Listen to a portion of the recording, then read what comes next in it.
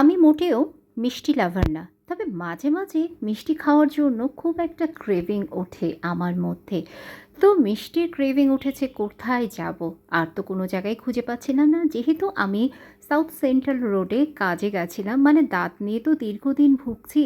তো দাঁতের ট্রিটমেন্ট করার পর আমার মতো কে কে আছে প্লিজ কমেন্টে জানিও। আমি এরকম নাছোড়বান্দা টাইপের মেয়ে, হঠাৎ এই মিঠাইয়ের মিষ্টি দেখে আমার ক্রেভিং হলো মিষ্টি কিছু খেতে হবে। তো সেফটি তো আগেই, সেই জন্য আমি একটা ডোনাট অর্ডার করে দিয়েছিলাম। ব্যাস মিঠাইতে ঢুকে গেলাম, তারপর ডোনাটের অপেক্ষা করছিলাম কখন ডোনাট আসবে আর কখন আমি খাবো। নমস্কার বন্ধুরা, কেমন আছো তোমরা সবাই? আশা করছি সকলে খুব খুব খুব ভালো আছো। আমিও তোমাদের আশীর্বাদে খুব ভালো আছি। সকলকে স্বাগত অনার জগতে।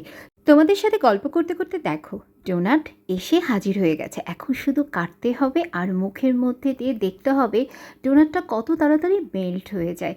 তো কথা বলতে বলতে দেখো আমি মুখেও দিয়ে দিয়েছি।